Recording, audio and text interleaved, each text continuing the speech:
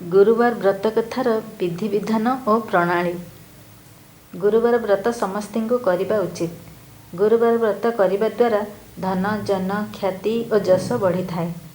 गुरुवार दिन व्रत करी व्रत कथा पाठ कले बा शुणिले व्यक्ति निज जीवन में शिखर देश में पहुँची पारि थाए।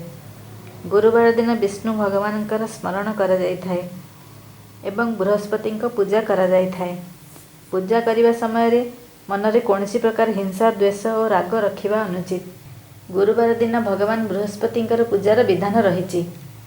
घरे सुख शांति और शीघ्र विवाह पाई साधारणतः यही व्रत करा जाय थाए। गुरुवार दिन कदली गछर पूजा करा जाइथिबारु सेदिन कदली मध्य खिया जाय न थाए। गुरुवार पूजा विधान अनुसार करिबा उचित। व्रत दिन सकाळु उठी बृहस्पति देवंकर पूजा करा जाय। बृहस्पति देवंकर पूजा हलदिया वस्त्र पिंधि करा जाय थाए।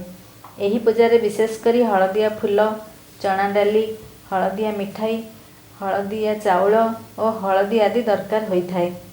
एही व्रतरे कदली गछर पूजा करा जाए।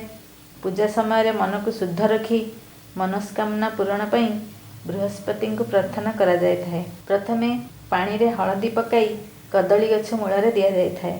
तापरे कदली गछ मूलरे चना डाली और हलदिया मिठाई भोग करा जाय थाए एवं धूप दीप जलाई कदली गछर आरती करा जाय थाए। व्रत दिन केवल गोटिए थर खाद्य ग्रहण करा जाय थाए। पूजा दिन हलदिया वस्त्र धारण करा जाय एवं सेदिन लुण खिया जाय न थाए। पूजा सरिबा परे भगवान बृहस्पतिंकर कथा शुणा जाय थाए।